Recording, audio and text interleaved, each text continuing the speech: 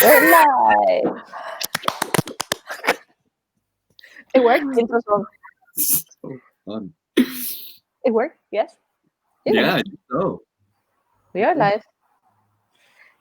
Yeah.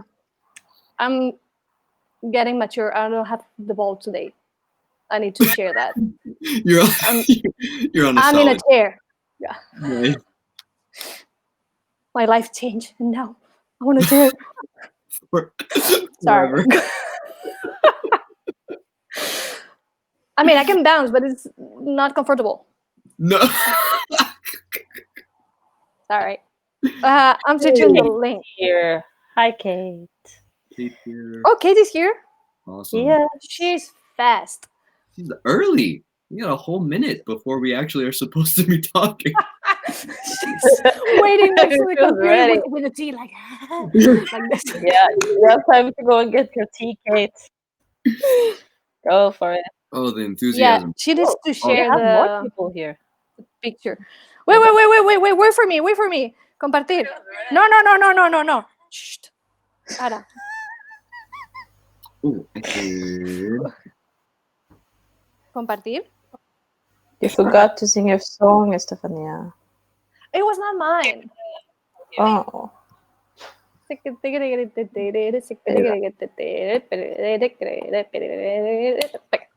Oh, imagine that thing like falling in the tea. Wait, no. Please don't do it. Well, then we'll have it on camera for sure, so maybe it will be a fun thing. Yeah. We What don't an like that. opening. We don't like that. Yeah. I'm trying to share this. How I did it last time. Mhm.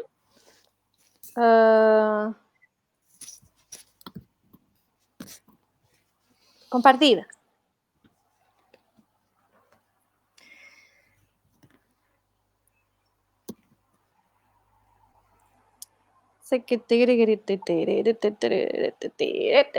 Done. Oh, not there. People are finding the link. Good. Fighting? Finding. Hello, everybody who just joined. Comparte este vídeo con amigos. Sí, hombre. Que lo encuentren. Okay. Sorry. That sounds like a bad dubbing of like a TV show or something. No. Translation. Like, translation, por favor. You say that? Comparte este video con amigos. Like, share this video with friends. Y yo, no. They will do that. Like, on their own. I did it. Oh, no. Yes. Yeah, I can see the comments. I don't know what I did, but I can see the comments here. Wow. You cannot or you can? No, they're like too small. Like Oh. really. Zoom in. Ta-da! Promoting. Put on glasses. Oh, You mean or get closer? like, wait.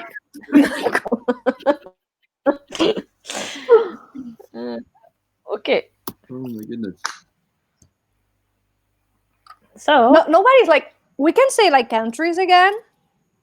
It's only it's just yeah, everybody's I wonder talking. who's People, watching with show up! that helps. I think I need to sleep. Yeah. I can go now. Yeah. No? Nobody's talking? Come on. So who else than Kate is here? Say hi to us. Tickle Toes is here. Yeah. I'm there. Estefanía is here. I see it. I'm here too. Yeah, it says Estefanía is watching with you. It says on my phone. I'm commenting too. Comments from Estefanía. Oh, Courtney's here. Courtney's here. Turtle Island. ¿Qué? Why turtle? Oh. Because it's slow, right? People are slow. I didn't think islands were supposed to move. How would it be? I want details for that. Why turtle? Annette is here. Hi. Hey, And that's here. That's awesome. why turtle? I want details. Turtles are slow. I think that's everything you need to know. It's just for slow. I can be slow. Naomi's here. Hi, Naomi. Hi. Like the beer? Nice way. You see this gif of the beer? That you're like sitting and like this? No? Huh? Come on. A beer? GIF. A GIF A gift? Yeah. of a beer that is sitting and doing like this. A beer or a bear? Sorry, Spanish! No. It would be awesome. A beer like a bear. Sorry. Oh yes. You would like a bottle of alcohol doing this, like making a wave? It would be great. But no. Ted is here. He will love that thing. Yeah. I don't think he came yet. He's going for the vodka or something like that. Ted, come! Okay. Save me! Oh man. Oh, really? I didn't know that. I like it. I think I heard it in the school books. Courtney says that turtle island is a indigenous name for the American. Yeah, okay, you understand me. It's not beer, but should be. Cerveza saying hello. Bear. I will learn that word for next. New word for the dictionary. Should we start now? It's been 5 minutes. Should we start? But that's fun. Like, can we stay like here for a while? No? Okay. No tap talk today, only about Porqueras and We're just rolling. beer. For what? Oh. Okay, very serious. Then We've got some announcements, right? Before we dive in. Yes, we do. So you guys have to spread this rumor for the people who's missing this. Yep. Who else? Rumor? Who tells That the was real. news? I think you should. Yeah. Me? Yeah. Okay, so here it comes. Really? So we have some great stuff for you guys coming up. Let's start with from next time we're gonna move the Tap Talk to its own page. We created already a page, so please go ahead and like our page on Facebook, and we will do the live show from there. And you just type at this way at Tap Talk Live, and you will find it. We put the logo and stuff. We didn't do much yet, but it's there. So go ahead and like that page. That's where we will do the live talks. And you can also, comment on things or ask questions or suggestions or write to us directly, whatever you want to do. And we put all the material there. Yeah. That was number 1. Number 2, since this has become a regular thing, we have decided to start a giveaway. Ta-da! So on this page, on this Facebook page, that's why it's important for you to like it. We're going to announce how the giveaway is going to work. We're going to put up a donation link for you guys. And everybody who contributes will be in the draw of a giveaway. Estefanía, do you want to tell some of the things that's going to come for the giveaway? I don't want to. No. Like, But there's like, well, interesting for tap dancers. That's enough to say. yeah, like very, very interesting for tap dancers. Like it could be something really exciting, right? We can say the And brand, useful, maybe. right? It will be say everything. Let's maybe we announce it on the page. Go to the page, like the page. Yeah. Then So we will at least post all the rules of how you can be a part of the giveaway and everything on the page. So I will leave this here as for now, so you can go and like the page. Kearney, like the page. I got an email. That's our first like. Yeah. Or except myself. So I Emotes like for everybody is what we're gonna give away. That's what we're gonna. Oh, for everybody. caps and Yeah, we're Not really there, excited here. for this. So spread the news, share the page, like the page, and every tap dancer will love the giveaway. So make sure that they tune in to talk and like the page. Did I say like the page? Just no. like the page. No? What you said? Have we mentioned Like- that they should like the page? I think we got it now. So yeah. Currently got it. Mhm. We got one. Did I forget anything? Is that good enough for I today? think that's Like the great.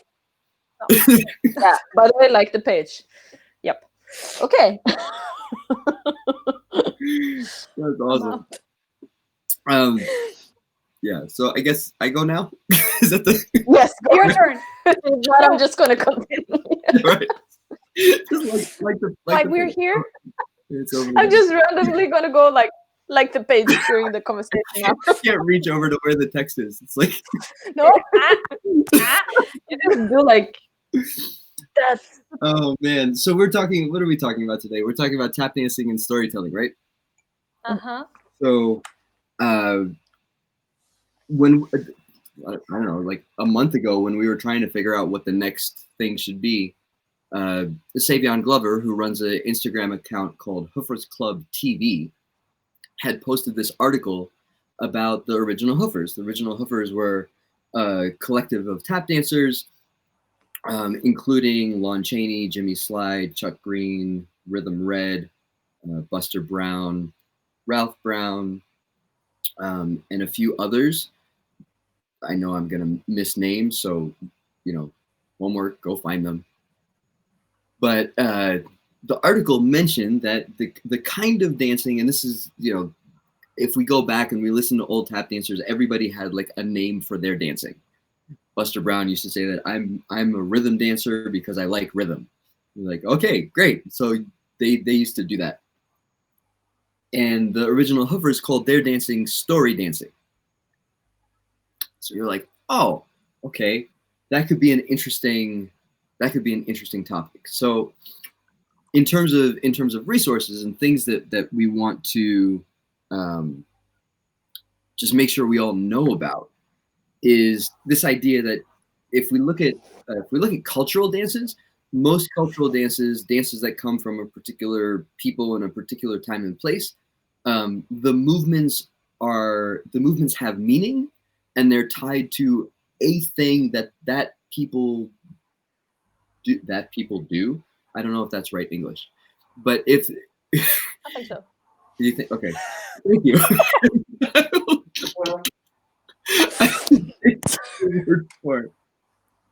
Hello, Alexis.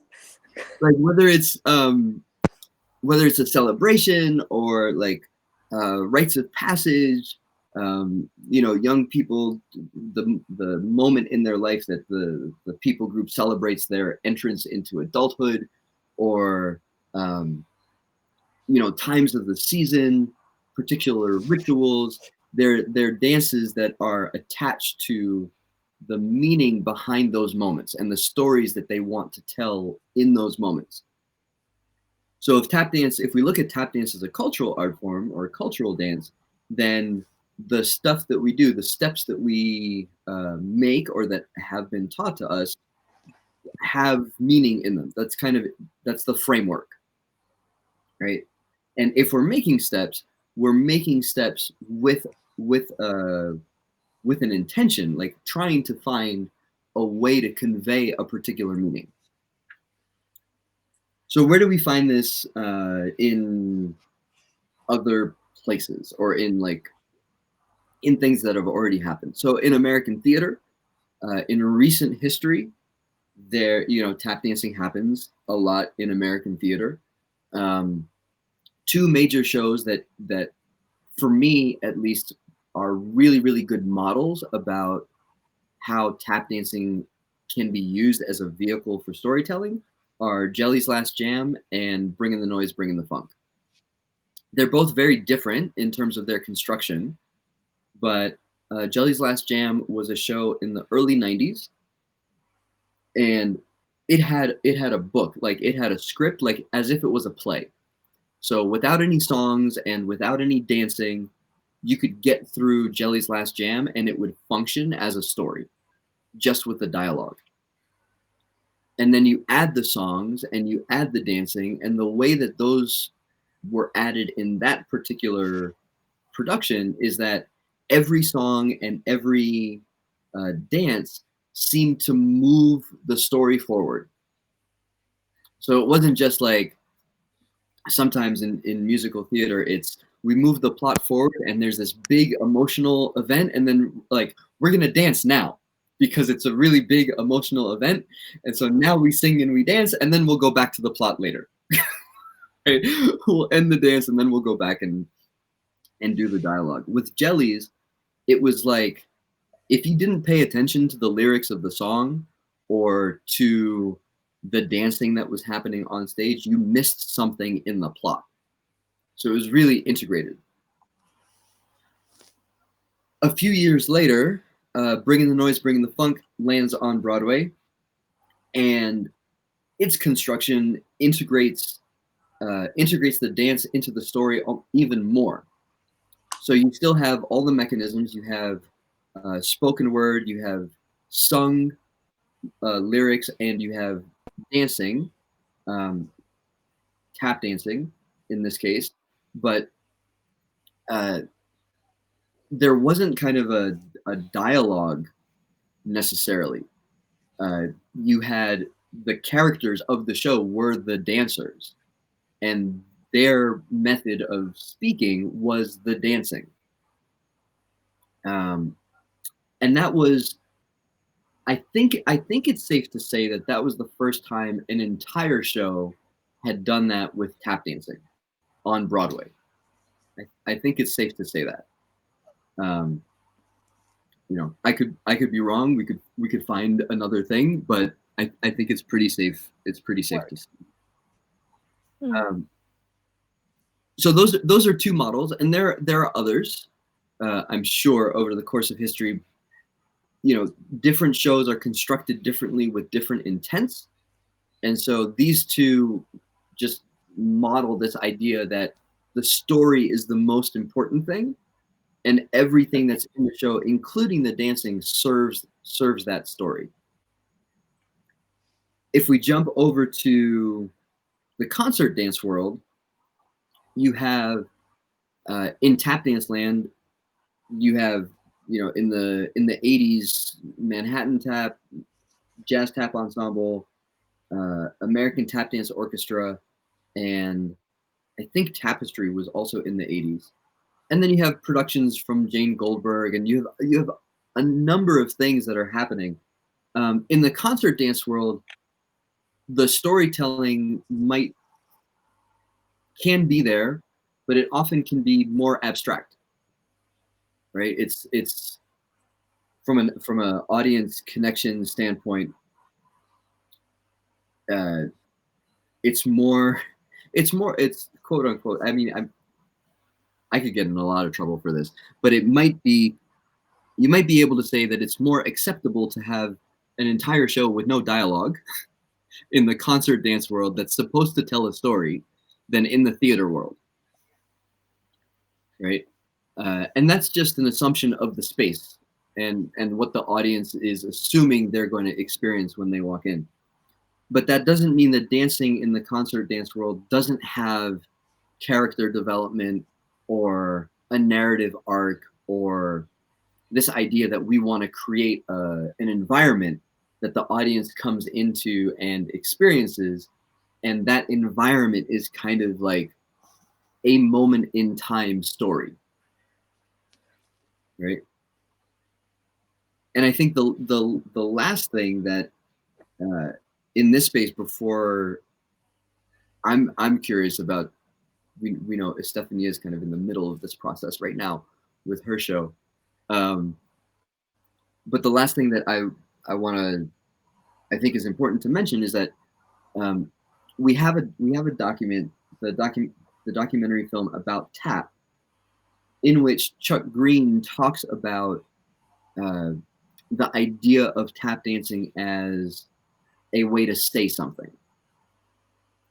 And he talks about he says something like, say something and make it intelligent. And so there's the idea that we have to say something as tap dancers, and that it should be intelligent. It should be at a mark that other people can relate to, understand, engage with, and it be engaging. And I think that's, you know, in terms of a dancer who is very much and very clearly in that process of I'm gonna make my dancing have a very distinct character and have all the technique and all the stuff that I use like lead into that. Chuck's the guy that I look at, so I think he's a good person to check out. Ta-da! The other thing, another thing that we should know, Jess Murray from the Tap Dance Research Network UK is just starting a research, a paper, a pursuit on the use of dramaturgy or dramaturgs in tap dance land, and how do artists use them? What is the function of them in the context of tap dancing? How does it work? And so if you're, you know, if at the end of this talk you're like, oh, like where else can we find who's in this space or how it's working or people thinking about this stuff, Jess might be a good person to poke at. Ta-da! Okay, I'm done. That's it. We'll call you. Yeah, okay, thanks. Bye. Oh, wrong way. Boom. Boom. Into the wall. Maybe there's some videos from bringing or jellies on YouTube. Oh man. There I think yes. I think both Tony performances, the performances for the Tonys, are online. Oh. Both shows you can watch if we can travel, when we can travel, or if these actually go online. I mean, I don't know what libraries are doing these days in terms of trying to get their collections available because people can't come to the spaces. But both shows and almost every other Broadway show, I think, is available at the New York Public Library for the Performing Arts. So that's a big repository. If you're ever in New York and you want to see a show that you haven't seen before, I got to see my one and only, which was the Tommy Tune, Honey Coles show from the mid '80s, and it's like there was no way I was ever going to be able to see that show, and so you kind of make a day out of it, right? You're like, I'm going to see this show today, because you have to reserve it, you have to call, you have to reserve it. You can't just walk in and say, I want to watch this video.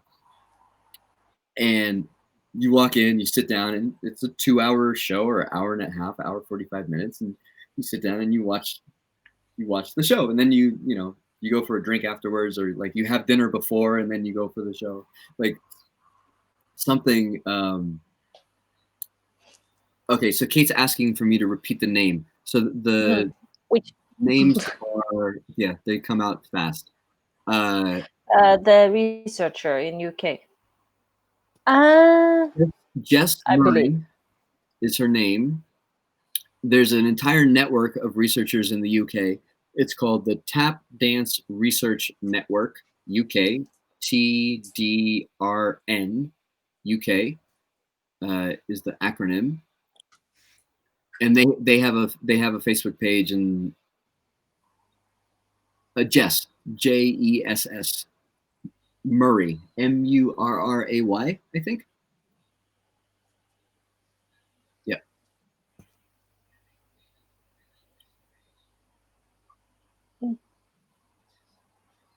Yeah, go start poking people. Not me. start poking people. Wait, no, stay with us for now, but like go later. Andrew said we could poke you guys. Yeah, man.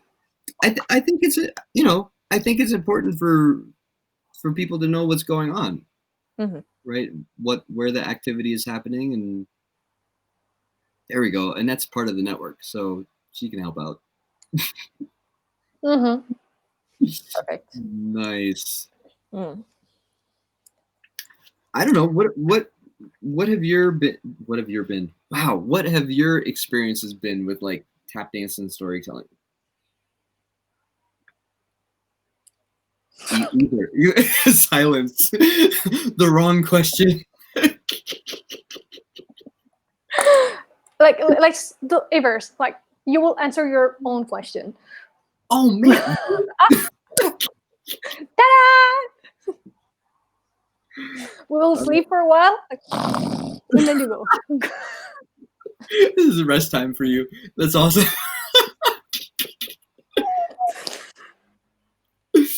Oh man. Okay. You did it first. Like from the three of us, you were first. Okay. On that. So, well, I think my experience with tap dance as a storytelling thing started with my work with Savion in tie-dye. Really. Like we would go into the room, and in every piece there were like 3 to 10 different things that were reasons why we were doing particular steps in particular ways for particular people. And you know, there was an entire piece that we did that we had, it was called I Know Who He Is, and it was about Steve Condos. And it was one of those things, you know, the way that room worked when I was in it was that it was always like an inside thing, right? Like we knew who he was, but if you title a piece I Know Who He Is, like nobody else would know who he is unless they knew the dancing that we were doing. And they're like, oh no, I know who he is. And so there was this idea of kind of like an offering to the audience, and then seeing who would engage in the offering, like who would have the information to establish the connection. But inside, and seeing the way that work was built, and seeing Savion's process from that vantage point, there were always reasons, and there were always like a very deep connection between like statement, purpose, intent, kind of all those things, and the actual step, like the actual movement. So leaving tie-dye and going in and starting my own company in 2005, that's the process that I knew. I was like, okay, this is how it's done. Obviously, like I didn't know or think of another way to do it. And you know, there's another example. Jimmy Slide used to send messages to people that he knew in the audience by the name of the tune that he called. And so, yeah, like he would kind of establish a connection, and if you with a person, and if he knew that you were coming to a show, he would call a certain tune, and he'd be like, "Ta-da!" Like, without saying a word, you would just be in the audience, and you would know that tune was for you. And it's really, you know, it's heartwarming and special, and kind of gives us a sense of how much meaning can be embedded in something, and how much of that can, you know, fly over the heads of everybody else in the audience except the person who's listening for it. So yeah, so anyway, so when I landed with my company in 2005, and I'm working on my first show, it was called All for Love. It was dedicated to Gregory Hines. He had passed away 2 years before. 02? August 9th. No, August 9th, 2003. Is that right? Either 02 or 03. I'm forgetting. Oh, that's bad.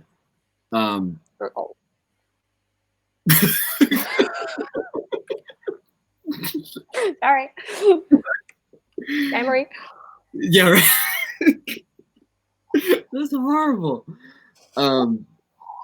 Yeah. Anyway, I remember the day, not the date, not the year. That's bad. Anyway, so we go into the room and we're like, okay, what's the story? What are we trying to say?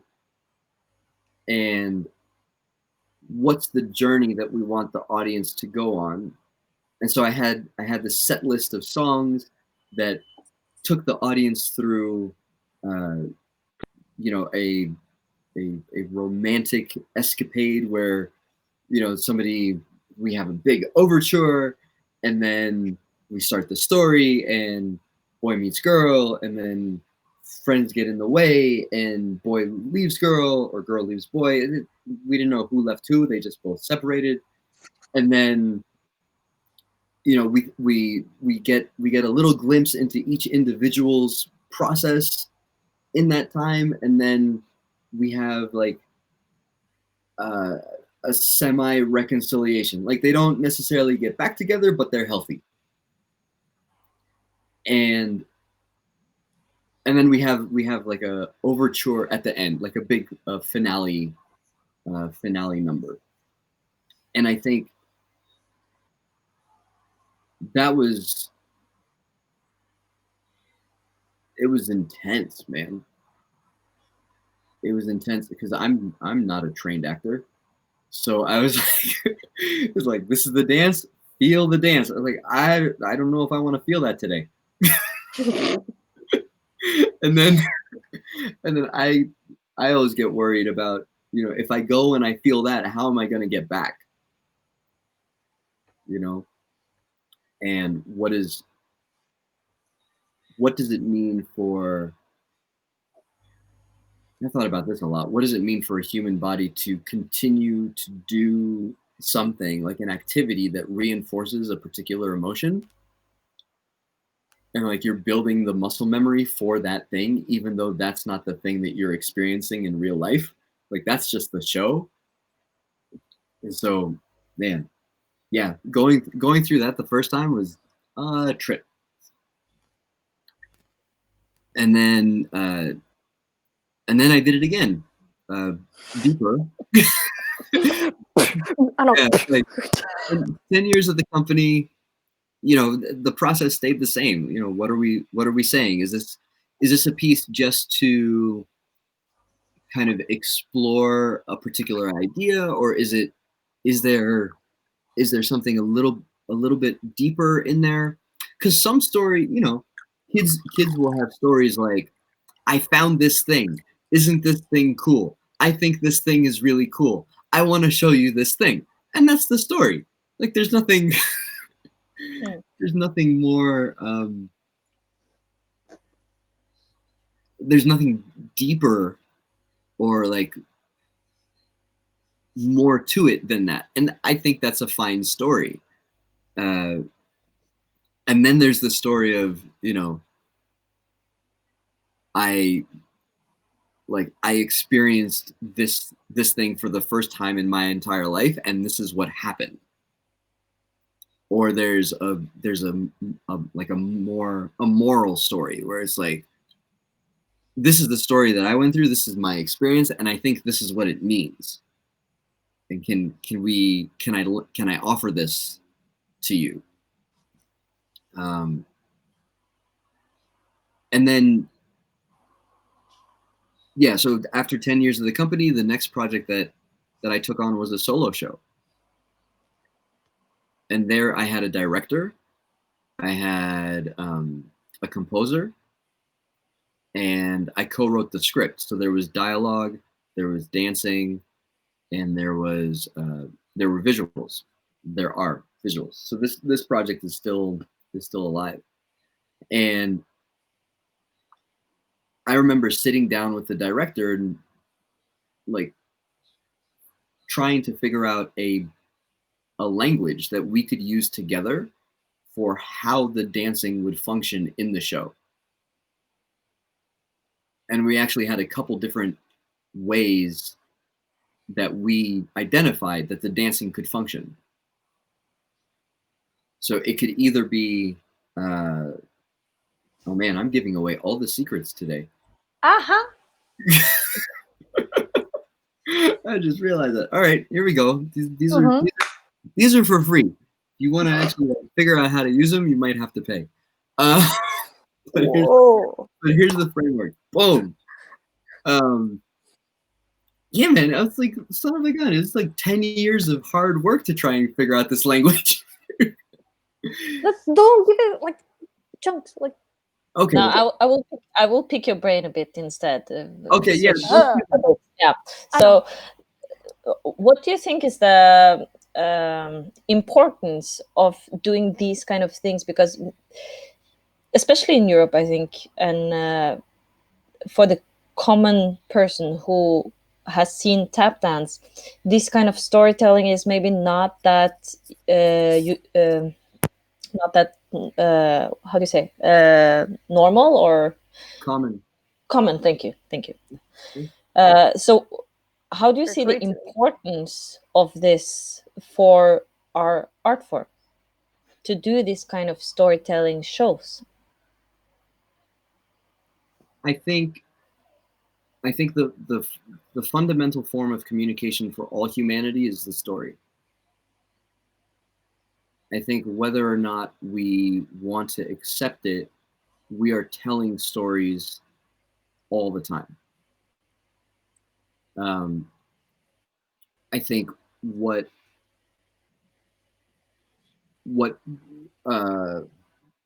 massive forms of entertainment sometimes do is they will simplify the story to something that is very easily heard and digested and very easily it's like consumed and then disregarded.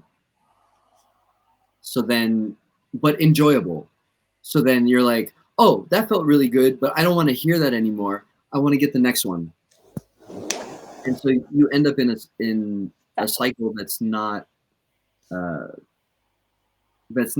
it's beneficial for the market, but not sustainable. Because you're always wanting kind of the next story, the next thing, but you don't have, we're not being offered the kinds of stories that will stay, that will survive time. And from a cultural lens, the stories that communities live off of are the stories that survive time, that can be told over and over and over again. They're the same stories. They don't really change regardless of what's going on in the world, because they have to do with something that's so completely human and so connected to our experience of life, or experience of being, that they don't have to change. Right? It's always, the story will always have some relevance. You know, some people will say that's why Shakespeare is really popular, even though we don't really know who Shakespeare was. We don't even know if he was or she was a writer. Right? Like, no, there's so much that's not known, but the stories are, they speak broadly and specifically, like they speak to many people about specific experiences of life that ring true. Even though the language is hard to hear sometimes, right? So I think in tap dance land, if we want to experience the dancing in a way that has the power that we normally fall in love with the dancing, then journeying in that way where we're able to put meaning to the steps so that they can start saying things is really important. So and this might go to Estefanía too. So if we as artists want to break this, if I can call it a box, that or the trend that has become of creating just short pieces for certain events or certain musicals, or just because it has to be some tap, if we can break these boundaries, or how can we break these boundaries? Like, I will say Estefania is doing that now, like paving a way to actually make space to create these shows that is focused on a completely different thing. Maybe Estefania, you want to say something about the process of getting there, if you understand what I mean. Like, how did you manage to get away from this kind of square thing that, okay, come and do a show of 3 minutes or something like this? Like, how did you attack that? Attack what? How did you get to the point that you can actually put up a show built on a storytelling? Huh. Well, I did the first show 2015 or 16, I think. It was like just like 25 minutes, and I built it in. Yeah, that's the one you showed in Stockholm, right? Yeah, it was 25. I think in Stockholm was 30. I like 25 minutes more. But always felt like it was just like dancing for dancing. Like I found the connection because I like the electronic music for that thing, because I can like build all the sounds, and the one that is matching with tap is like that's out. Like I'm giving space for the sound of tap. Then I found like, okay, that's the word. Like I did the work of mixing electronic music with tap, but always felt it was like meaningless. Like I watched the videos, I don't like it. There's something that I don't like from this. And 3 years ago, I think it was after the pillow, I arrived here and just like built 2 pieces, and they were like really powerful for me. And the thing is, like, I don't remember the process, how I did them. It was like a specific moment for me, and What inspired you to do them? Like, my to own do life. something so different. Yeah. Say that again. No, but it's nice for people to hear like what made a turning point for you to do something so different, right? Yeah, I think your own life it's a thing, but there's people thinking like, oh, my life is not interesting, maybe I don't have nothing to say. I don't like, be careful with this thing. I don't think it's not the only thing. Then it's because I don't like to share that thing, because there's many options for me. Yes, was my own life and my own experiences, and right now is the same thing. I'm putting like all of them together, and my brain is like doing this. Then if you poke there, maybe I will cry. I'll leave it there. But yeah, 3 years ago, I did this too, and I started to see like some kind of like story inside of them, but I didn't thought to build a story. It just came. Yeah. Oh wow, that's new. And I thought the pandemic did like really good things, and maybe like the worst thing ever, like giving me time to think. Then please stop that thing. But then I talked with a friend that is a dramaturge, and I said to her, like, I want to build something with meaning. Like I have some ideas, but I think like a knife from the outside could be nice for me, because maybe I will go like many directions and like no make sense. And we're on that, and we're premiere. The premiere will be in less than 1 month, and I'm freaking out, but I'm fine. I'm here. Why are you here? Go work now. So for anybody who is in Barcelona, check it Yeah, out. because you can travel. Yeah. No. We're waiting for a live stream or something like this. We'll repeat. We have like that's a new thing I will share next week, but I can start saying here that Barcelona will have a theater with a stable programming on tap dancing. We will have shows every month and a half. I'm curating this thing, And my company is being like the residence company in this theater. We have a small theater. It's really small, but it's a theater. It's freaking awesome. It's That's freaking great. awesome that something like that is happening. We're bringing the tap jams there. We will do concerts. We will do shows. Then, world, if you have something, maybe when you can travel, let me know. We can figure out something here. And yeah, we're opening the season in October and we're closing it on June. Then in June will happen again. Same thing. It's there, the information. That's awesome. That's very cool. Yeah, that's absolutely amazing.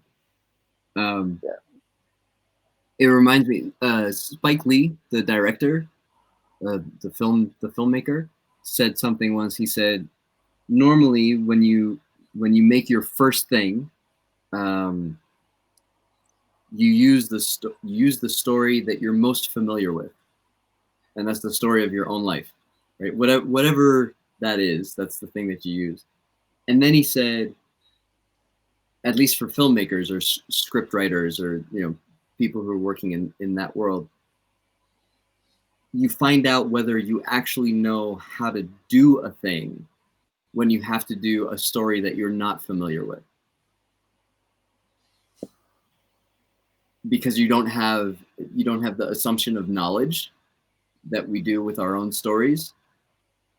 And you're like, okay, so do I know, I know how to dance or use dancing to talk about my own life because I've been doing that all my life. But if somebody were to give me, I don't know, the story of miners, people who go down into the coal miners in Appalachia, in the middle of the eastern United States, could I tell that story in tap dancing when that's not the story that I've lived? And that becomes a question of craft work, right? And I think, yeah, it's interesting. I think that process is normal, right? That we start with the thing that we know the most of, that we're most connected to, and then we move into these other things.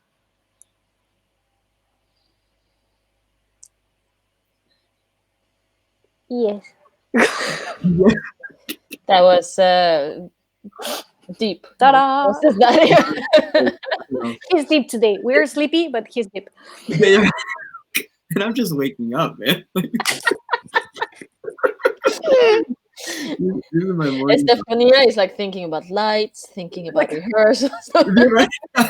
We had the costumes today. That's great. Like I spent the whole morning for that. But yeah, it's like the whole day is like this. With costumes. You finished? Hey, let's see. Tomorrow is Monday? No, Monday. Let's see. On Monday. We entered the theater on Monday. Oh, hey, nice. Exciting. Yeah. Yeah, man. I don't know. I'd be curious to hear if there are questions from people who are watching. I mean, you're sleepy too. Kate talked about this, which is of course interesting. There is this tap dancing Mad Hatter in ballet version of Alice in Wonderland. Tap highlights his character. Yeah, there's part of tap dance history, or part of tap dance history. Part of the narrative around tap dance history is that the show Oklahoma was the first show to introduce ballet narrative. This idea that you have a dance show that has a story and that dancing progresses the plot to American theater. And I think it was 1949, which was the same year that Bill Robinson passed away. And because of that and the popularity of that show, the format of American theater prior to, which was like a variety show that had a very thin plot, like a very, very, very thin plot, as connecting all these acts that kind of sort of were related but not really. That died because Oklahoma was such a big hit. And so all the new shows that began to be developed after that had this idea of ballet narrative in it. And so, the idea of dancing telling stories, I think, goes all the way back, and has been part of human history for a long time. I think it's interesting. It might be interesting to think about, like, so I don't know, modernism, postmodernism, like the idea that we deconstruct things today, and that's just part of how we are. We might hit. I think we start hitting walls where we start to deconstruct the meaning out of something, and we end up in this place where we see a thing that we've done, and we're like, oh, okay, well, like, that's a thing, but there's nothing in it. And I think if we continue to deconstruct things, like, we need some kind of construction. Like, we need the other side where we put the meaning back in the thing, whatever we've taken out of it, and just and be able to celebrate that. I like that. Yeah, I think it might be safer, or we might think that it's safer if there isn't any meaning, because then there isn't any connection.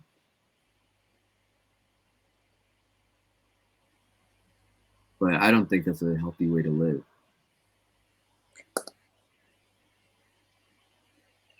Thoughts? I'm swimming in the deep end over here going. Can we talk about, like, what a shuffle is, and just, like, two touches and it happens on one foot? Okay, switching topic. What is a shuffle? No, what does a shuffle mean? Change the name of the talk. Not in any, like, metaphysical way. Just like. I think we'll end there. Yeah, right. We keep that path today. That's awesome. Oh, Alexis is back.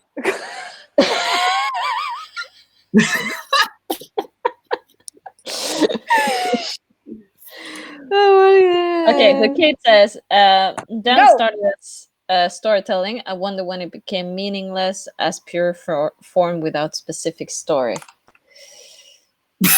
I don't know. Why was you pointing at me? Why you don't know? Go study. I mean, I think you can find places, you can find areas of study and kind of collections of people who have a blast. Like, they enjoy deconstructing things, and they don't enjoy the construction of things. And I think so in particular facets of life, if you have those people and they become the prominent way of thinking, right? Like, I think there's a generational gap. I experienced this with some folks who I care about deeply, where, I like to ask a lot of questions, and they don't.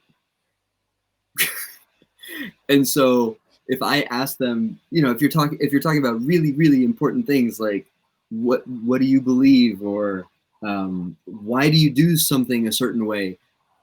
And I'd be like, well, why do you believe this? And they're like, I just believe it. Like, that's it. And the conversation ends, and I'm like, no. Like, I want to know what's underneath all that stuff, and so that I can see how it's built up and how you got to that place. And they're like, there's nothing underneath it. I just believe it. And so I think, at least in my generation, and in the people that I've encountered in my generation, there's this idea of, like, wanting to know everything. And so deconstructing things to be able to see everything, like a desire for knowledge.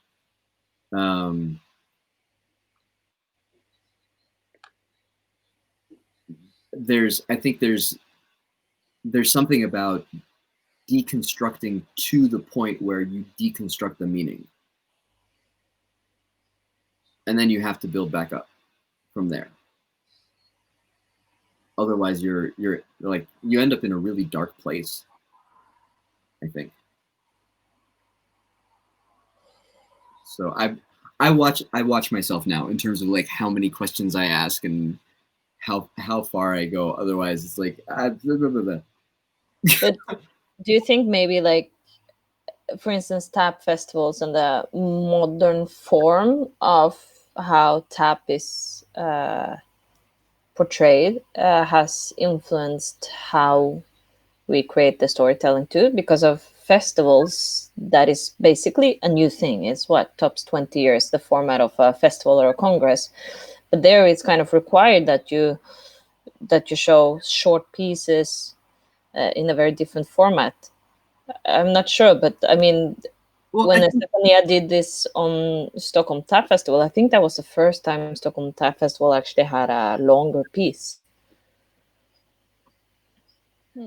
Yeah, I think so. I think that the challenge that the festival circuit, the modern day festival circuit, because festivals go back to 1980, with Jane Goldberg's what's it called? By Word of Foot. By Word of Foot. Yes, By Word of Foot. Yeah, Great Feats of Feet is the other one. So I think the thing that has happened, and it happens in tap jams as well. I've experienced it in more the recent ones than the ones that I would go to in the early 90s, where you end up, the dancers start dancing for other dancers. Right? And so the way that we speak with people who already know our language is different than the way that we would need to speak with people who don't know our language. And what we end up with is like a clique. We end up with, a group of people who know how to talk with each other but don't really know how to talk to anybody else. Right? And if somebody from the outside walks into that room, they're like, "You guys look like you're having a party, but I don't understand the thing." And so I think in terms of creating work that is story driven, that can communicate to a broader audience, not just other tap dancers, then we're talking about translator and figuring out what language that we know is understandable to somebody who doesn't know our language the way that we know it. And then you have to find common points of reference. Right? We have, like, there's 3 of us here, right? There's 1.5.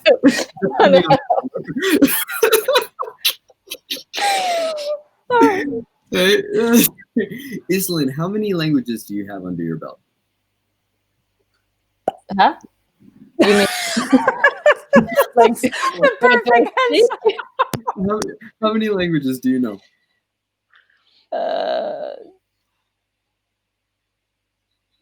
Depends how good we're talking. Functional. 2, I would say. 2. Estefanía. Languages. Yeah. I would say 3. 3. Maybe 4. And then, I don't know. And I have like 2.25. So, like, it's not worth mentioning. Which one is the quarter? No, I'm wondering. I know the answer. But then I have many quarters if I'm allowed to take quarters here, okay? Right. It's like 5 languages. But I think there's like, it becomes really interesting when you have multiple languages in your head and you're trying to find the right word to share with the right person. Really? And like the right I want to be here. Convey. Oh, gosh. Sorry. So I think Alcohol language, maybe. Sorry. Like, go out, have 2 beers, and let's see how many languages you speak. Right. Gosh. Then Andrew is no longer 2 1/4. He's only 5. Like, Yeah, they're right. Oh man. Sorry. Then why you're asking this? Continue. Well, Yeah. What's the point? What's the point? I think, yeah, what's the point?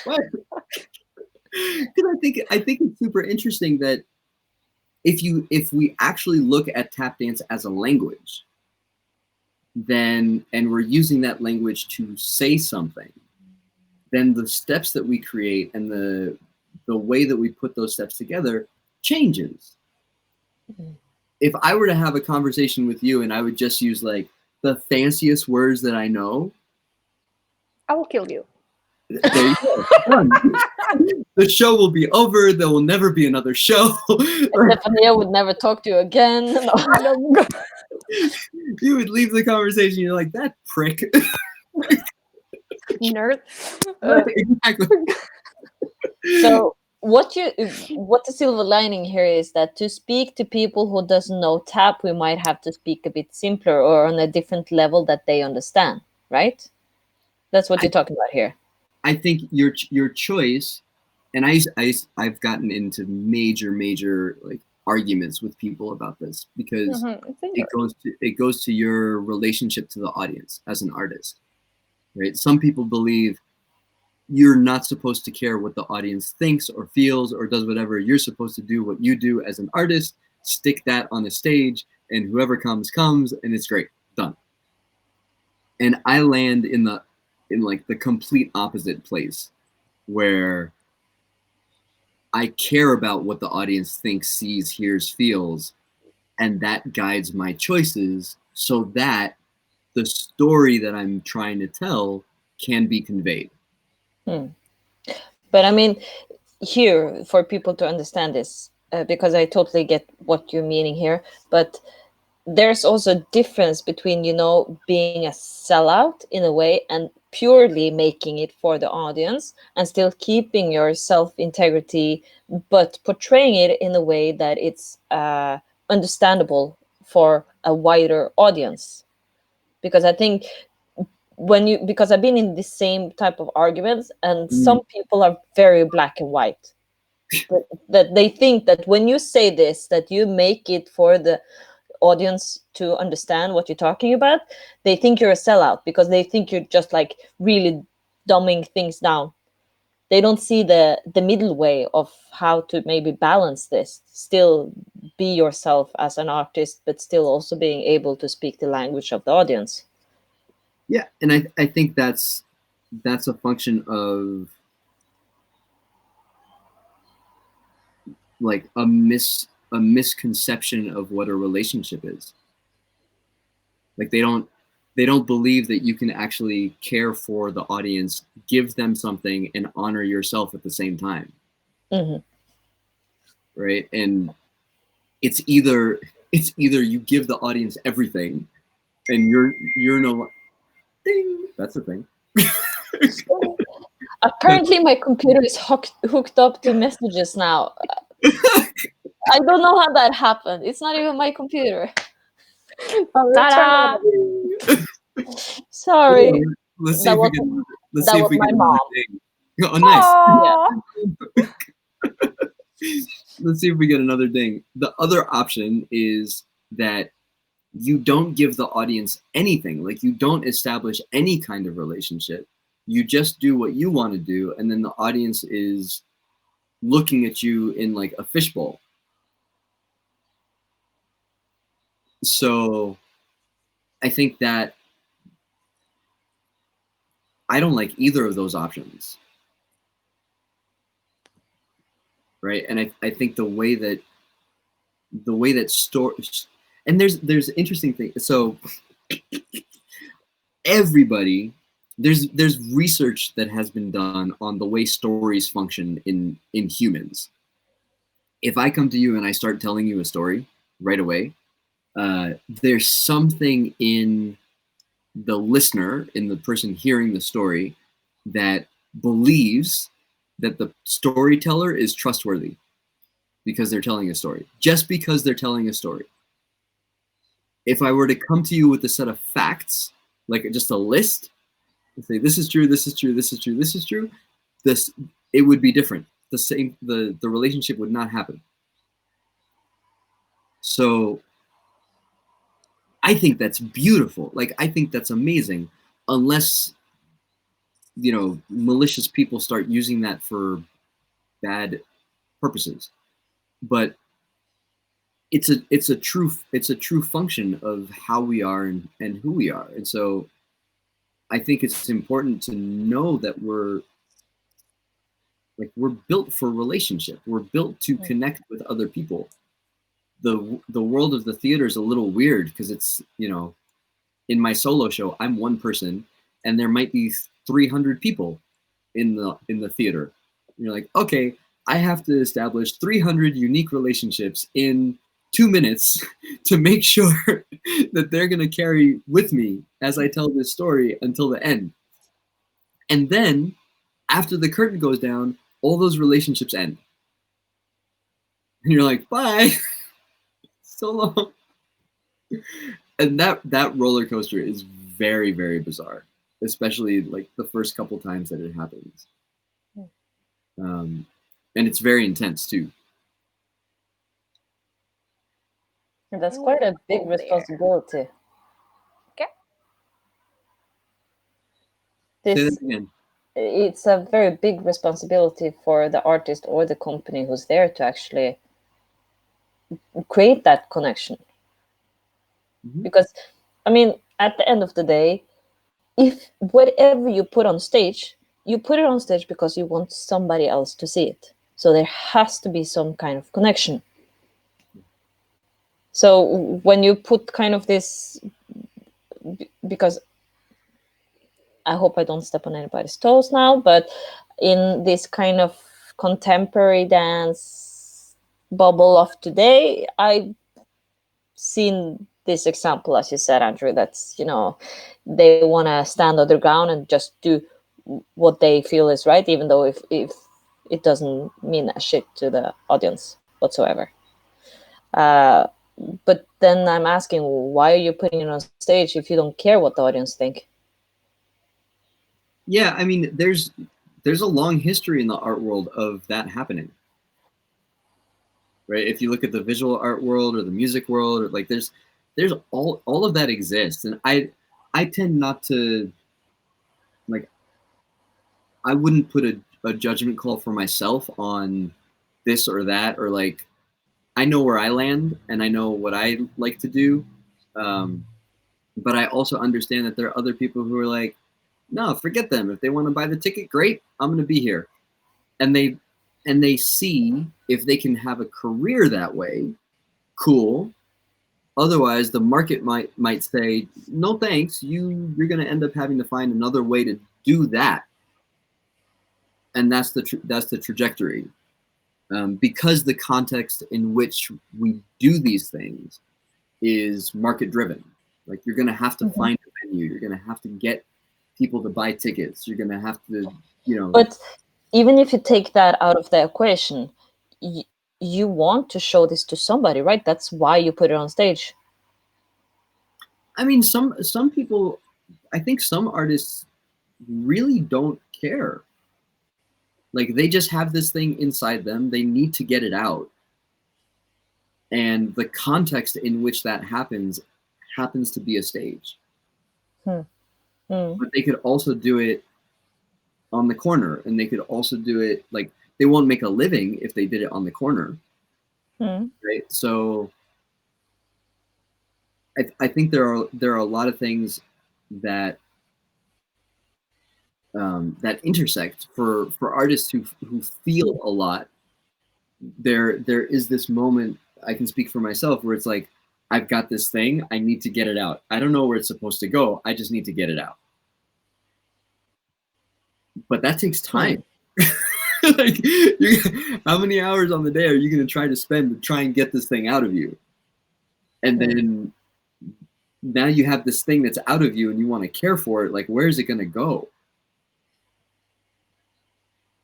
There was an article once about Ray Charles, the singer composer, and towards the end of his life, he started releasing songs, duets, like collaborations.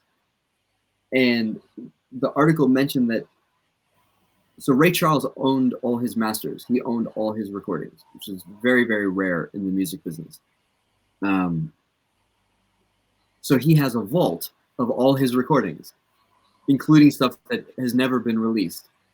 And the way the article described Ray's relationship with all those recordings were like, those were his kids.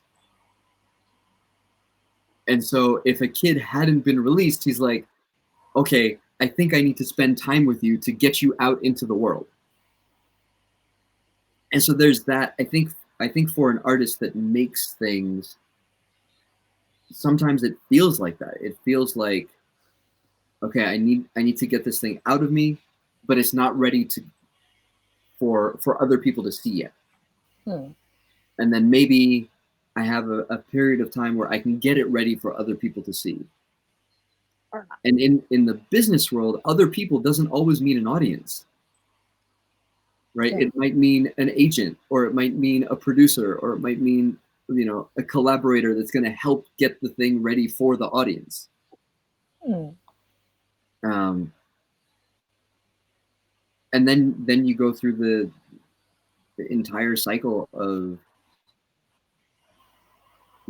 feeling attached and not attached, and like, how much can you control about the process, and how much do you have to let go and just let it do what it does. And I think for personal stories, it becomes harder. It is harder, unless there's for me, the more I tell the story, the more distance there is between kind of, this is me now, and this was me 10 years ago, or this is me 20 years ago, or this is me when I was 13. I can still feel what that was like, but I don't have to be there.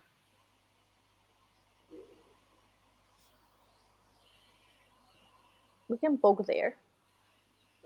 Yeah, come on. What's the question? I'll go. I think it's interesting, the process. Maybe if you don't want to give details, don't do it. About the last show, the one man. So I met the director and my co-writer through a mutual friend. I was brought in as a consultant on my friend's show. So they were working together. They brought me in as a consultant, and then a couple months later, the director and I started talking about developing my show. And so we spent hours of the director and one of his collaborators in a studio with a camera, asking me questions about my life and me telling them stories. And that was like the source material. Get all this stuff out of Andrew and let's see what we have. That was step one. Get all this stuff.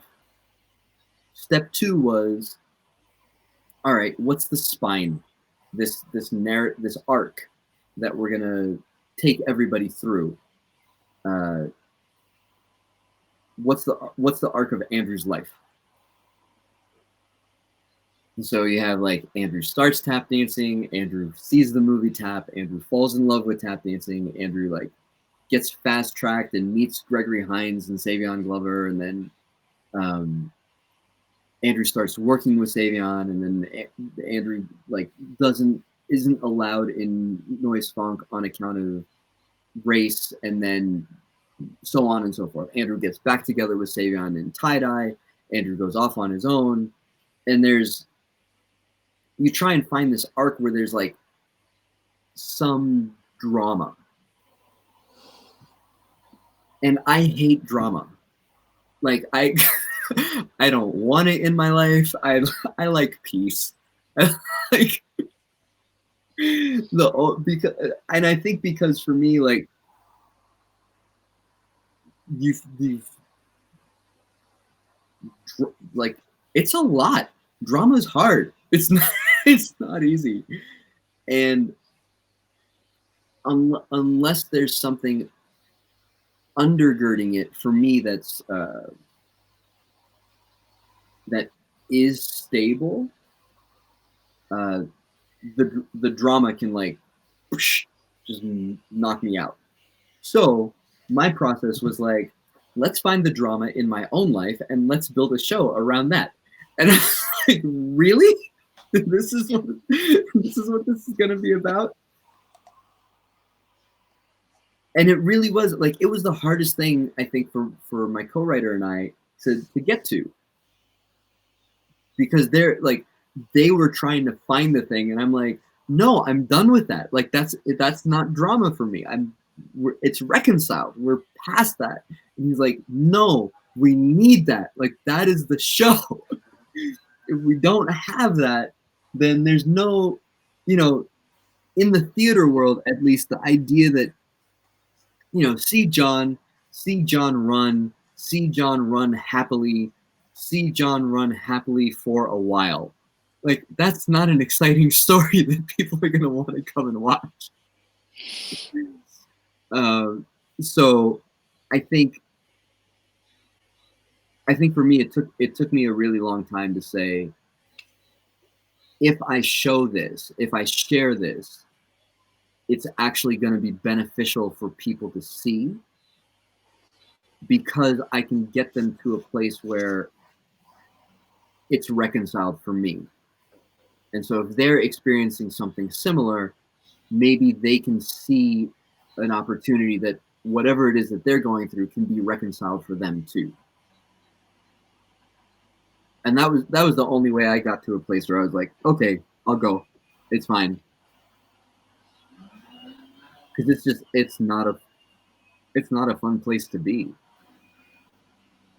To relive pain is like, why? So for me, it's about the people who are going to come and watch. And if the story of my life can be of benefit to someone, then yeah, for sure. Let's put the whole thing out there. And thank you.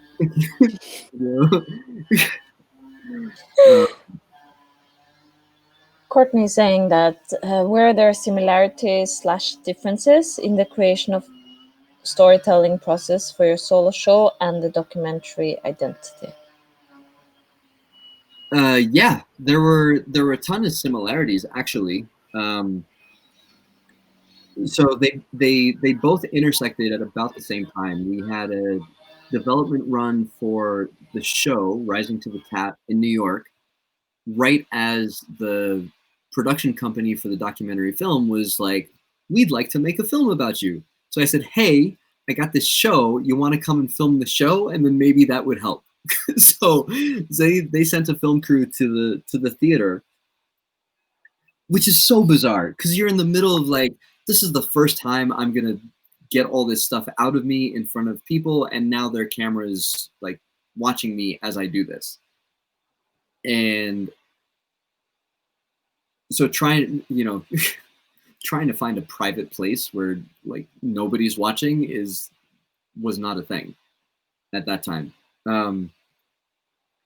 But the same questions, right, from the producer of the film, all right, where's the pain? Like, where's the stuff that Andrew struggles with, so that we can have healing, we can have a vision for the end, for the hope, for the thing that we actually want the film to be a vehicle for. And I remember that they told me this after the fact, but the producer and the director of the documentary had a conversation, and the producer was like, "I'm sorry, like, does he have pain? Because I don't see it. Like, he has to have something going on, otherwise we don't have a film." And the yeah, and the director was like, "Oh, don't worry, he's got stuff." I was like, "Great." And you know, and I think that's the thing, man. Like, maybe because I've got a bunch of thoughts all at the same time right now. I'm gonna try and throw them out one. Thank you. So the first thing is, I think artists are really powerful in the world because they are the ones who are brave enough to take their feelings and go, here. Good. One. That's number one. Number two, I think the world is a horrible place in that it makes other people feel unsafe to do the same thing. So most folks don't feel safe to go, this is how I'm feeling, here, ta-da. And I think it's on account of like the lack of trust that exists in the world. And that makes me sad. And the third, I think there was a really? It's Guillem. Why? Really? Point taken. You're next. Like, you're next. Yeah, that's yours. Clank. Yeah, I don't know.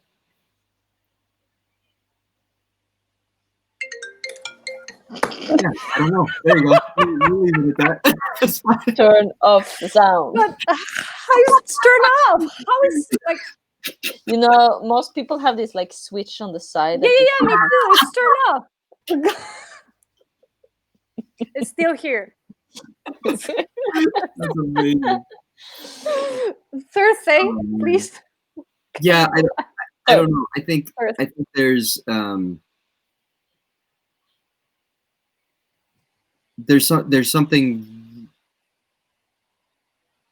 something really scary and really powerful about being honest about how you feel. And it's not let me say that.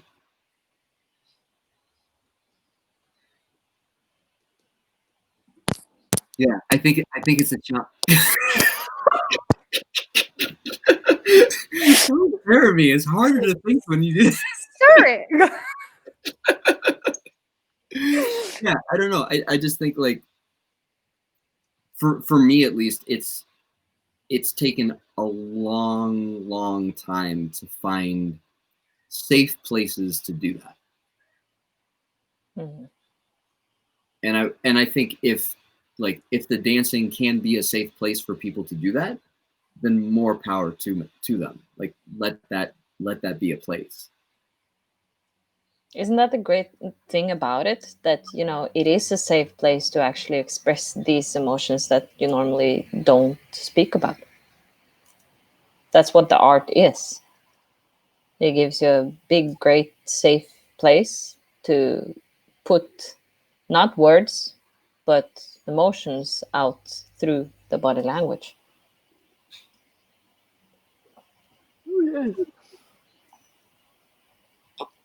I agree. Yeah. So yeah, other questions? We had I think we're just comments. But yeah, we have comments. track. We go back a bit. Annette wanted to add to Andrew's point about intention in storytelling and starting from what you know. And she says that she's found that her improvisation style changes if she's working from a given character for a play or a theater. Yeah. And I think that applies for anybody. As long as you get some kind of rules, the whole improvisation style changes. Alcohol. Have you guys Yeah. have you guys ever played this game where you know, you walk into the room, you just want to work out, or you're working on something, trying to develop it, and you think of dancing like another dancer to see if something else will come out, like not your normal stuff, but other things. Some people are so great at that. It's like, I get so fascinated when people do that, and you know immediately who they're thinking about. Yeah, I used to do that. There were a couple times I went into the room with Kazu Kumagai, and we would go back and forth, just trying to be like Greg. Like that's it. Every phrase, everything is like, how long can we stay in that bag and like just play stuff that would be like, oh yeah, he would totally do that. Oh yeah, he would totally do that. And it was so much fun. But I think one of the things that tap dancing allows for is this embodiment of other people in us. Mm. And if you spend time there, not just in the steps, but in their process, then they're like, the way that they think will come out of you. And you know, you might have to put some walls up and say like, that's them and this is me, and like have clear places. Otherwise, you know, it's all in there. But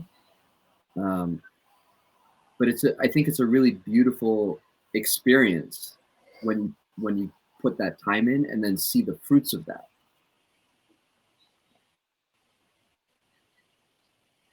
There's a clip of me, Jason Samuel Smith, Derek Grant dancing for Diane Walker at a festival in New York.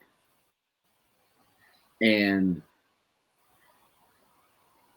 during when I went out, I quoted a step. It's like, it just came out. It was the finale step from the Tap Dance in America documentary, or not documentary, PBS special, the special. And if you watch the clip, like Jason and Derek start talking to each other after I do that step. And if I remember correctly, like I overheard them say, like, yeah, man, he spent a ton of time around that dude. Right? It's like because that's the language. It's like, if I see someone pull off a step that resonates with me, like I know where that came from, I want to go up to them and be like, all right, so tell me, like, I want to know your story. Like, how did you happen upon that? Where did that come from for you? And the connections, not that there has to be I spent 15 years around this person and that's why I do that, but the connection of the story is the thing, right? And you can tell by somebody's dancing how much time they've spent around it.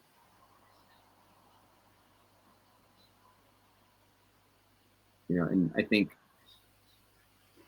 as someone in my generation specifically, it's like I see myself as like an encourager, like, go do more. Because if you spend more time, if you get in there, if as hard as it is, if you get in there, the thing that's going to come at the other side of it is going to be something beautiful. It has to be something beautiful. Whether it's only for you, or if it's for you and like 3 other people, or if it's for you and, you know, 5,000 or 1 billion on the internet, like, I don't know. But the process and the awareness that you're going to have just around like the experience of life is going to be amazing.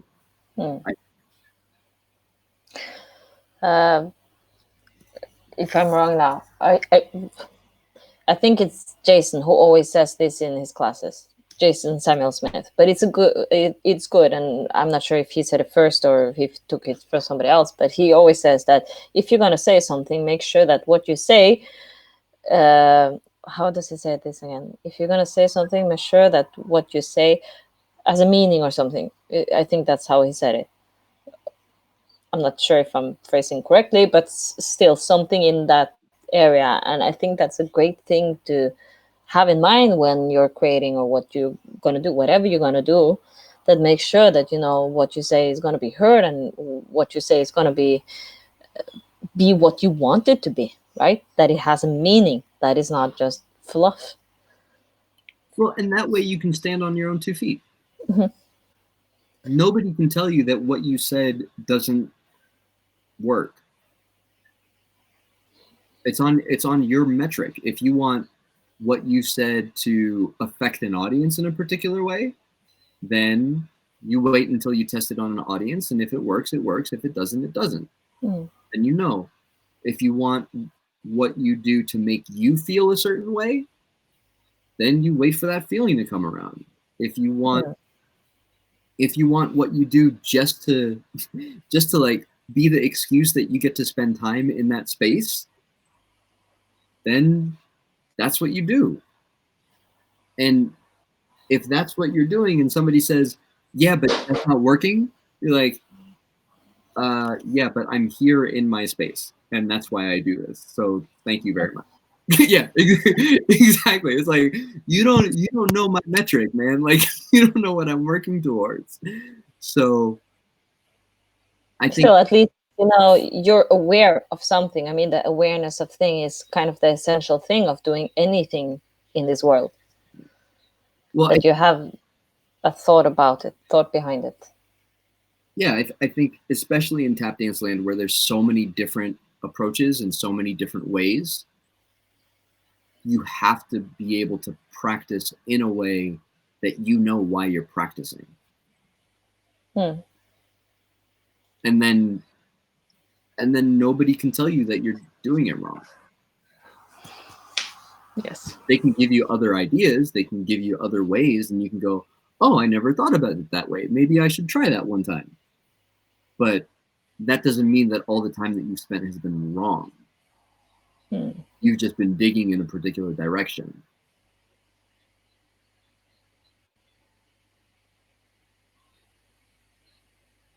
I think Estefanía has to say something because you've been very quiet. I'm fine here. I know you're fine. You're quiet. Yeah, I poked Andrew. I forgot to poke you, Estefanía. No. So, Estefanía, do you want to tell something about your show since it's coming up? Do you want to say anything about it? You said it based on you, but do you want to say anything else? That's a reaction. Nice. Like reaction. You don't have to. You don't have to. I'm just, you know, if you want to wrap it up in a way, talking about your show a bit before we wrap it up, get people intrigued to come and watch. I can start maybe with the title of it, and I think people would be like, that would be enough. It's called it's in Spanish. We did it in Spanish. It's called Sumario de Memorias y Cicatrices, and the translation of that is, I don't know the pronunciation, maybe I'm a summary, you call it that way? Yeah, summary of memories and scars. Then I think it says it all. And as we said, it's not based on my life, but things that came into me and I learned and I put it together once they're healed. Like we're talking about this, like there's no pain right now, and it's because you can talk about them. But it was interesting because with the dramaturge, we went through all these things and we were like talking about the details of the thing, like how I did these things in my process to make it work for the show. And I was like, wait, what? And we had like really crazy conversations on that. I have a question for you. Oh. Because you're working with a company. I mean, we talked about Andrew and we talked about his one-man show, but you're working with a company. So I'm wondering, how much do you let the dancers in your company influence the storytelling of the show with their own experience? Nothing. Nothing? It's mine. Interesting. Because there's several ways to go here, right? So, I mean... But that was interesting. And it happened, I think Fabian is not here, but he's doing great. It's a show, we're only 3 dancers. And there's a lot of solos in this show. And yeah, they need to experience the thing that I experience without experiencing it. They need to share that. How do you do that? It was great. I think I posted a picture the other day on my company profile, and they spent 1 hour looking at each other's eyes. 1 hour. It was beautiful. It was amazing. And after that, they both understand the process and what they were doing. It's not a simple show. It's something else. We're building like kind of a family. When I don't see my dancer for 2 days, I'm like, where are them? Like, I'm worried. And they need to go through like really extreme emotions that I experience. And we were talking with Fabian, like, you experienced that thing before? And he was like, no.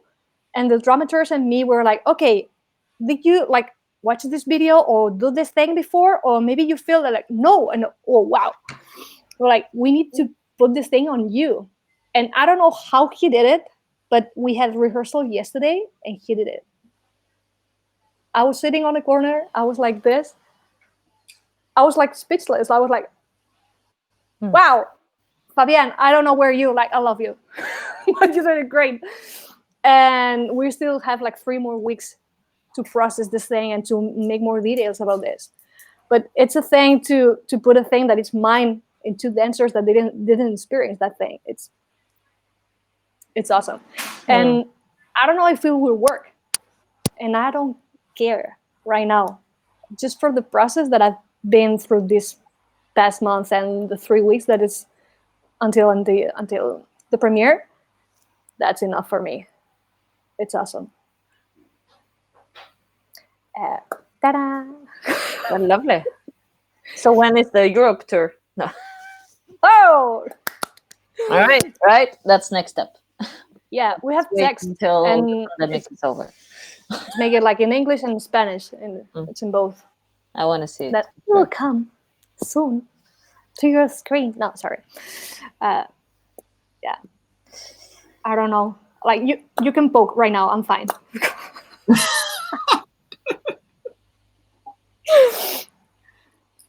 I mean, I think I don't want to poke too much because I want people to see it first also, you know. There's the synopsis. How you call synopsis? Like the description of the show. Mm-hmm. It's on Facebook.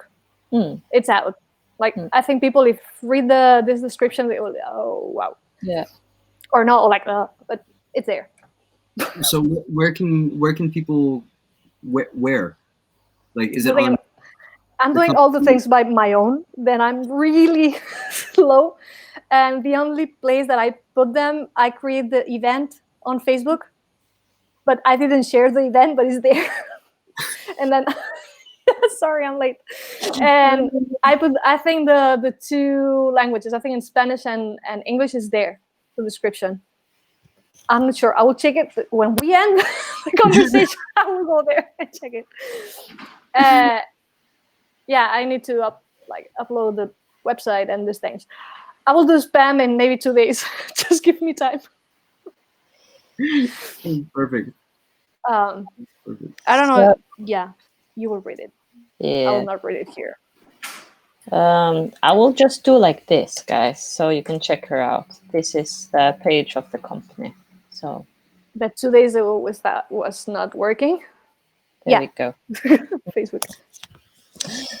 Yes. And then yeah. Like the page. Are there any other questions from people who are watching before we sign off?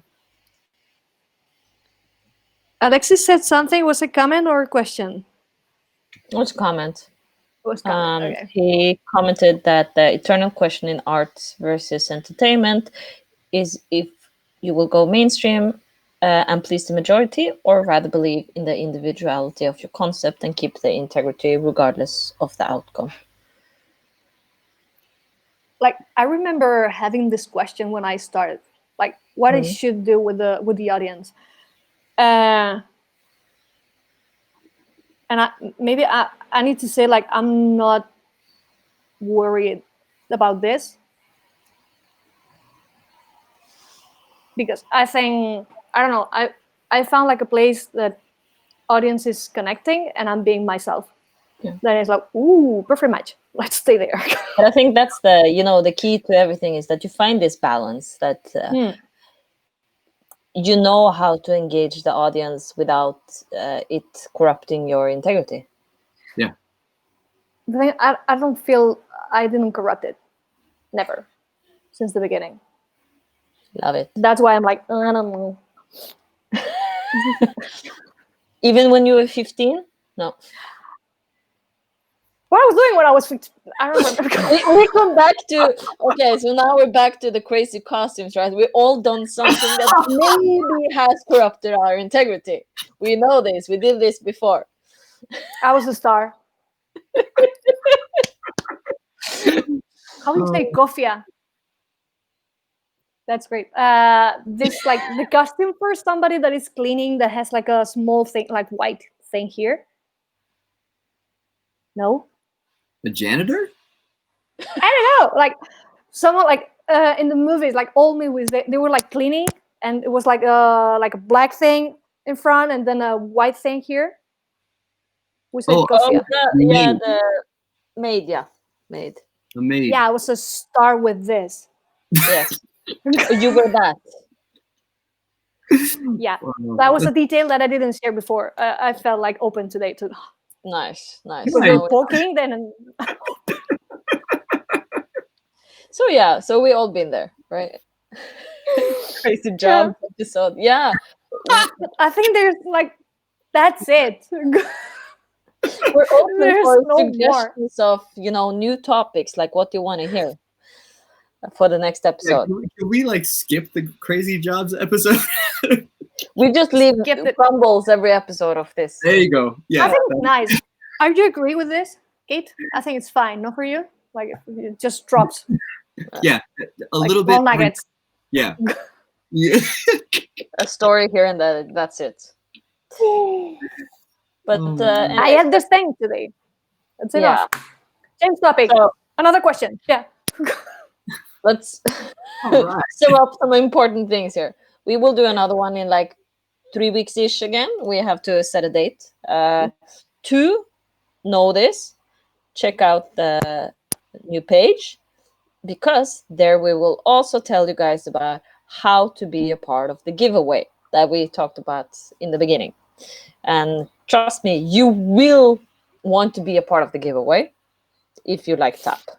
That's all I can say. Kate was a Frankenstein's creature a week ago. A week ago? Oh.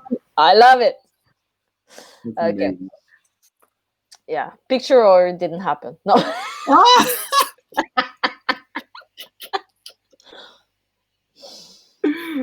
I'm happy I don't have a picture of this. No, maybe we'll do a Christmas special with pictures, Oh my goodness. So I have pictures. And beers. Come on, don't laugh at me.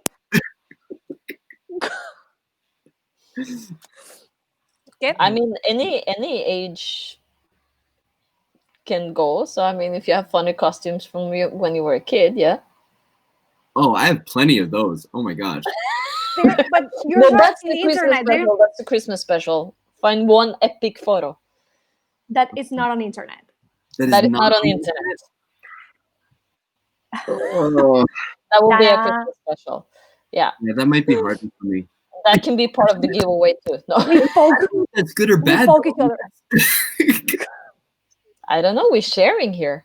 I'm just thinking, We share. I like this. Oh, Like, we Courtney, share. thank you for the reminder. Yeah, wait. Next month, I have to dress up as Bob Ross for Halloween this year. oh my Ta-da! God, you have to dress up for the Halloween special? No, I don't like costumes. Please No, don't. I don't know if I can do. Do I have to do that here? No, I don't want to do that here. Oh, that would be hilarious. I don't think I can do that here. Challenge. No. Like we said, like the three of us were doing it, and he's alone on this. Oh, I have an idea here. If we do a Halloween special, anybody who's in the conversation and want to show their costume, we bring them into the screen for a shout out. Whoa. Aww. Okay. Right? Don't do that. Would be awesome. Oh, shame. Oh, that's horrible. Okay, I gotta. All right, if anybody knows where I can find a Red fro, afro? a Bob Ross fro. That would be- Amazon. oh gosh. For sure. If we just search Bob Ross, I think you will get something. Oh man, I gotta grow out my beard. Okay, that's gonna be interesting. Beer. Bear. Beard. But you have to speak like him too. You have to I rehearse know, how he but speaks. come on. 3 words. Beer, bear, beard. Sorry. Okay, so They're different. anything else, guys? Anything else than Bob Ross and Like, yeah, we're done. Thanks. No. I think we're good. We touched a lot of beautiful things today. Yeah, we did. I've been loving to hear your stories. It's been really nice. So that's next on my list of what I want to do. Yeah, we Sweet. didn't poke Iselin, but I think we put a seed. Yeah. No, because I'm not there. I just created the company. I'm not there yet, but you guys surely inspire me to do something like this in the future. Awesome. I will cry today. No, for Alexis, sure. we don't want to see Burat Mankini. No. Well, who? No. Let's skip that. I think for you, that one. That's great. Bob Ross choreo, Andrew. Bob Ross choreo. The next That piece would be a lot of happy strokes. little shells. I want to see your brushes and your strokes. Happy little bush, a happy little tree.